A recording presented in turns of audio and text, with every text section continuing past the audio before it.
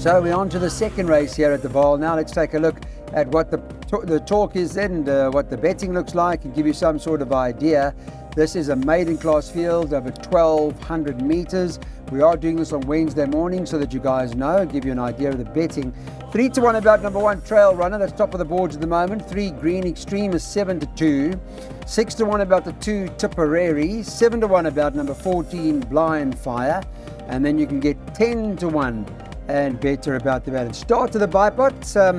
The last bipot at the Vaal paid as much as 25,000, but maybe not as tricky. I don't know. We'll ask Daryl what he thinks. Is it a little bit easier? With it. Did you get a piece of the pie that you're carrying on like this? No, never got any of it, unfortunately. Clyde, first leg of the bipod. I hope it's just easier today. We will survive the first leg.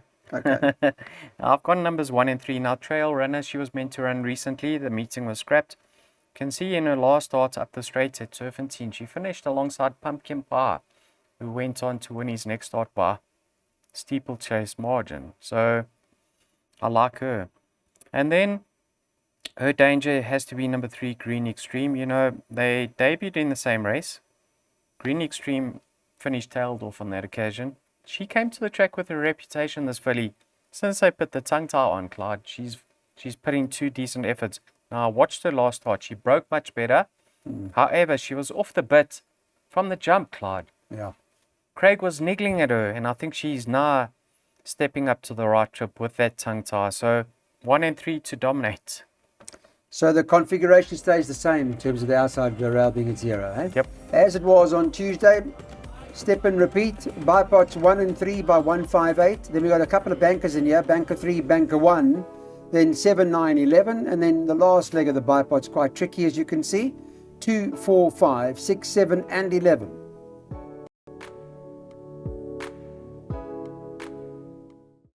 This is a 1400 now, the third race on the card, and in this particular event, it's a maiden plate, just by the way. If you're not sure, it's a maiden class field, and Green Street is the favourite, priced up at 11-10, number 8 on the card. The 1 Ishacha is the second choice at 4-1, 4-1 about number 5 Crescendo. Then there's a first time in year number 6 called Molotov Cocktail, and that is priced up at 9-2. And it's 10-1 about number 10, Explosive Gift. 12s and better the balance. Code word being one of them. Just talk about Green Street, the draw and all those sorts of things. Are the 14, how do you see it mapping out? Yeah, you know, Samanga might latch onto that inside running row where Chocolate Soldier went. So, Clyde, I thought the track was very fair yesterday. Didn't you? Yeah, I did. Very much so. Where would you have wanted to be? I think it was anywhere. I think you could have won from anywhere. Yeah, you could have. What I found was that over the 12s, they were the 1200s, they decided to go down. If they were drawn one, they'd go inside. 14s, and higher, they stayed they middle outside. Stay middle outside, yeah. Comments for Will, Ichacha number 1, will need the run, Clyde. Interesting, will need the run. He was meant to run recently, and number 9 may need the run. No comment for 6 and 10. Okay. Now, I don't know what the story is, but you can see Cabello's riding number 1, Ichacha, in his stable. James and Brett Crawford have got number 6, Molotov Cocktail. So I'm not too sure what this story is behind that. But I'm of the opinion Ichacha's best form is around this trip. So despite him being in need of this run, I think he can feature, because I don't think the form on offer over here is strong whatsoever. Current favourite, Green Street. Is that too short? 11 yeah, to 10? Sure. I don't know who's going to take 2-1 about her, but good luck to them. 2-1. She's 11-10. Oh, 2-1. But she'll go 3-1 as well. I didn't like the field she ran against last time out. There was some very, very moderate sorts just behind her. The Great Notion run. Yeah. What do you think? Yeah, no, I was quite surprised to see that, but maybe it's too early for the market. But okay. Anyway. And then Clyde Crescendo, number 5. Yep. This horse debuted on the very same day as in the previous race, Lucky's filly, Green Extreme. Both of them were expected to run big races on debut. He's been off the track since then. However, if he's got ability, which I'm sure he does, because he found a lot of support on debut, and he's come on for the gelding, Clyde. I think with his ability alone, he could get the better of the favorite Green Street. Because I think at this stage of her career, she appears moderate. So let's follow the market closely with regards to number 5. You got the needles of Green Street, eh? You got the needles. Okay, 5 and 8. 5 Crescendo from the Lucky Hoodalaka stable. Could well be Daryl's, what he's recommending. That's the danger. And we'll see how Ichasha does, because it's been reported that he may just need the run. That's a look at our place accumulator. Okay, welcome back everyone. Race 4, the first leg of the Pick 6. Should run around 10 to 1. This is a maiden class field over 1,700 metres. And let's take a look at the betting. The 3 Cape Saffron favourite was, I think, 5 to 2 or 3 to 1 during the course of the week. It's starting to shorten this horse. It's 22 to 10 now, Wednesday morning. 2, Nkwenkwezi is trading at 5 to 2, second favourite. 3 to 1, the 4 Arctic Silver. 8 to 1 about number 9, Lava Lamp. And it's 10 to 1 and better about the balance. All right, Daryl, take us through it. Talk us a bit through Cape Saffron. What's the story? There's been a bit of money for that. There's a form update, Clyde, and we all saw this race over the weekend, and we were all gutted with Arctic Silver running fourth behind City Lights. I mean, she couldn't get a run with Gavin. Yes, that's right. Kicked us out our PA, our bar parts, we did our cash. It was horrible to watch. Yes. She was very unlucky, so I think many people are going to be latching onto her and having a bet on her. You can see on that sheets and goggles runs, there's not much separating herself in Nkwenkwezi. That was over 1,400, and I think Arctic Silver loved the step up in trip last time out. However, I'm wary about that form that she ran in, that race that she ran in. City Lights beat her, Clyde. Not great. Yeah. For that reason, and that reason only, I'm leaning towards number 3, Cape Saffron. Now, there's no certainty in racing, Clyde, but if this filly stays, if I knew she was going to stay, I think she's very close to a good thing. I think she brings the strongest form into the race. I know she's been very unlucky in her recent starts. And you know, Mr. Pettigrew's been around the block, and I think he's just kept this filly back in trip. I think he's of the opinion that he knows she needs the extra, but she just wasn't strong enough. And now she cracks the draw, she goes the distance, which I've been waiting for, and she bumps the right field. I think this is her opportunity to get it right. Listen, she does have opposition in numbers 2 and 4, but I think she's got their measure. So 3, a banker in the opening leg of the Pick 6. And we saw Phyllis Sunday and Crowley in the winners enclosure on Tuesday, so he's riding particularly well. And the 3 Cape Saffron is our Pick 6 banker, and we got another banker for you, which comes up in the following race. That's the odds-on horse, the Ultimate King. So 2 bankers starting up our perm for the Pick 6.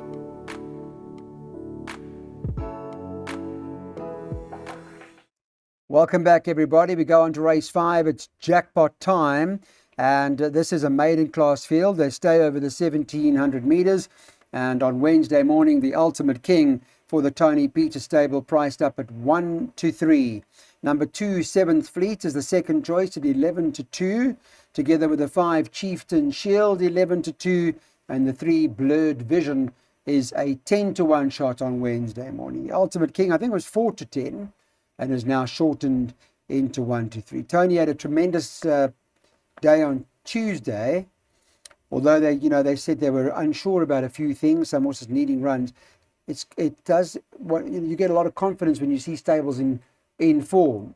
I often say if a stable's in form and there's a comment what they're worried about this or worried about that, there's a bit of uncertainty from themselves. But from a punting perspective, I think you need to follow the informed yard. Clyde, we heard Joe DeMata say in the interview that he touched on Tony's strike rate, how high it was. We as punters, we need stables in form and running consistently, and Tony's yard does that. So otherwise we're going to end up in the casinos or on Aviator doing our live. So Aviator. Yeah, this is a steering job. Andrew Fortune can pull out a salute like Sean Veal does at the 400 because don't encourage all that. There's no opposition over here. Let him ride it to the line. Ride it to the line, Andrew. No, Clyde, I think he's a very, very nice horse, so I'll really be shocked. Just hope there's no mishaps. If it's an honest run race, he's the best horse in the field. Okay, well, there's a jackpot that Daryl's worked out for everybody. It's 165 Rand per. It does appear to be a three-legged jackpot.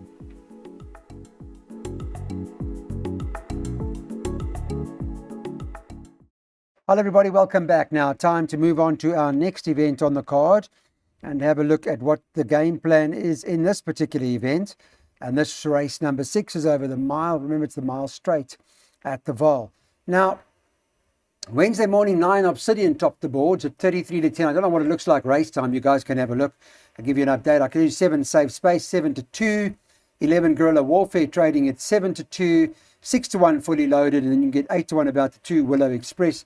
And 12 to 1 and better about the balance. All right, I'll be spread across the track up this mile straight. There'll be a few in here with chances. Daryl Marie, and who are you leaning with? Yeah. I like Safe Space and Guerrilla Warfare, Clyde. They're drawn on opposite sides of each other, and the horses around Guerrilla Warfare don't really have pace, so it looks like he's going to take it up himself with a very competitive mark. However, I think his danger is Safe Space. I'm of the opinion his last start was too close to his penultimate, 7 days apart. Wasn't disgraced. I think Andrew's going to bank that outside running role, and a lot is in his favour, so I think he should contest the finish. The improver has to be number 9, Obsidian. Now, the form line wasn't really franked out at the Vaal on Tuesday. Horses that ran behind him failed to deliver. However, Clyde, this horse's comeback effort after a rest when winning was very, very smooth, and it ought to have given him a confidence boost. You want to go further or wider, include numbers 1 and 2. Okay. So for the bipod, Clyde, it is bipods, eh? bipod 2. I went 7, 9, 11, Clyde. All right, there's another bipod opportunity, everybody, if you want to get involved. There's the perm, 7, 9, 11, by 2, 4, 5, 6, 7, 11, by 4 and 11, by 5, 9, 12, by 1 and 3, by 4 and 12.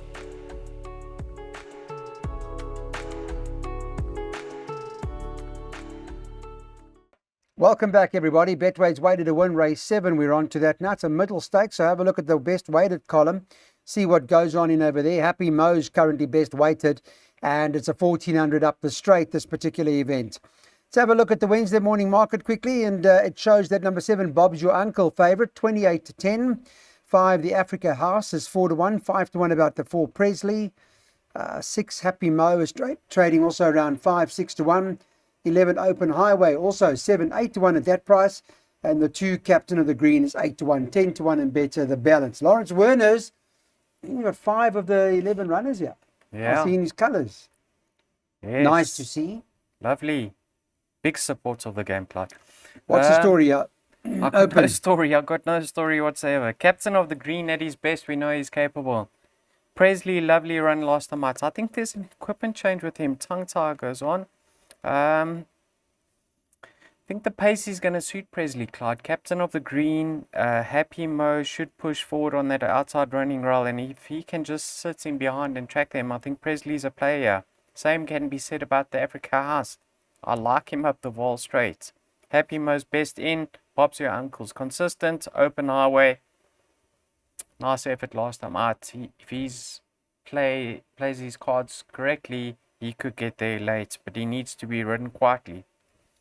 Nightmare of a race, Clyde. As wide as possible. Most like Wise, can he come back to his best? No. Jeez, I've touched on everything in the race. I know. But I'm looking at him because he's the kind of horse that's got the ability. He's lost his form. What do you think of Cornet's Yard at the moment? I think they're going through a little bit of a lull. I'm not too sure, Clyde. Okay, well, we'll see how that all figures out, how that plays. Yeah, for Daryl, he's got 2, 4, 5, 6, 7, 11, and maybe more. It's open, so you guys decide what you want to do, but we have to draw the line somewhere. That's a pick 3, as you can see, and the last few races on the card, certainly tricky. So this is a 1200 at the Vaal. Welcome, everybody. It's a divided handicap fillies and mares. Should run at about 3:05 on this 11 race program. And we've got this horse Calantha that we like a bit. We believe she may well be the right one. We're going to show you a rerun in just a moment. I firstly want to give you an update on the betting and tell you where that all stands. At the moment, the 4 Night Vigil's favourite. It's 5-2. 33-10 about the 5 Miss Leah. 8 Kindred Heart, also trading at 33-10. And now Calantha comes in at around 7-2. And that's the horse we like. We're going to go back to her second last run. And here's a look at that performance. Daryl will take us through it because she seems to be travelling very nicely on the range here, Daryl. Yeah, it looked like she was going to go on with the effort, but it was in the soft over 1400, Clyde, so I think that's what caught her out. Comes back in trip, gets a lot of confidence from the young rider who booted home a double on Tuesday. You can see she only folded very late. Towards her outside, the Africa House came out and ran second. Inside, Press On Regardless won. Further back, French Bolt won. So the form line has stood up. I think with the fitment of the tongue tie and the way the race is going to be run, or 52.5, Clyde. I think she's the right filly. Just the two of us is, I think, 1.5 kilos better off with Night Vigil. Shouldn't be much separating the two of them. They're on the opposite sides of the track, though, which makes it interesting. Clyde, I'm having a noble. Excuse me, Clyde. On number 11, Calantha. I saw 4-1 earlier. I think she's worth a wager at that price. Okay, so 11 Calantha's our play here in this race. She has been this course and distance before. She only had the one run. And she ran a promising second to Francine, which was a good, solid performance. But she's fancied to win this.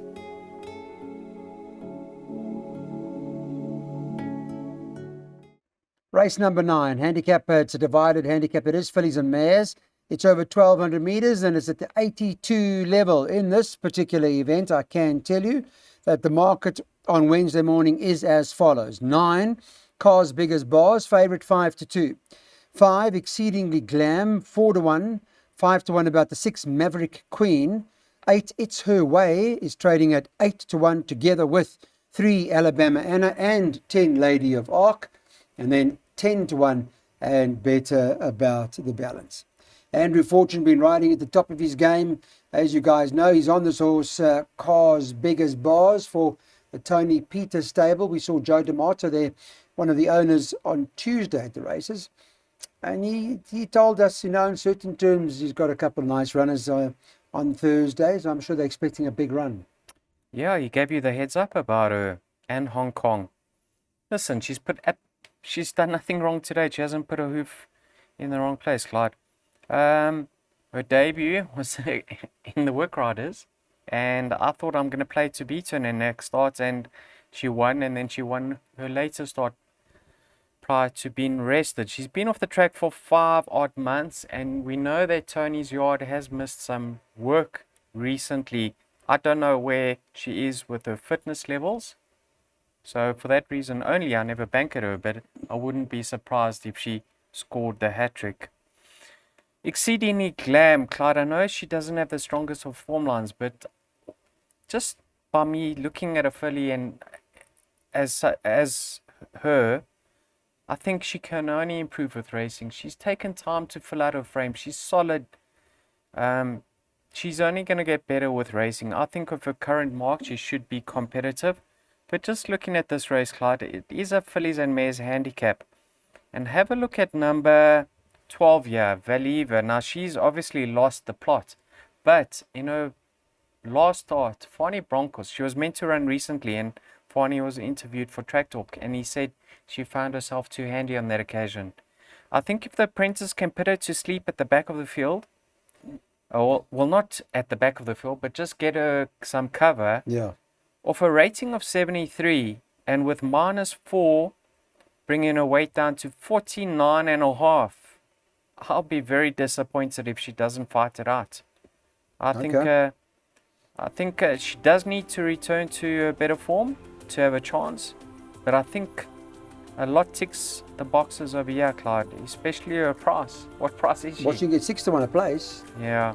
Well, 6-1 a place about Valiva. I'll leave it in your hands, Clyde. I'll leave it in your hands. Leave it to me, thank you. Right, that's the 9th race, the last of the picks, last leg of the pick 6. There's still a double to come in race 10. That was Hong Kong's the 18-10 favourite. And 4 Virgin River in the 11th race tops the boards on Wednesday morning, where at the back they bet 7 to the field.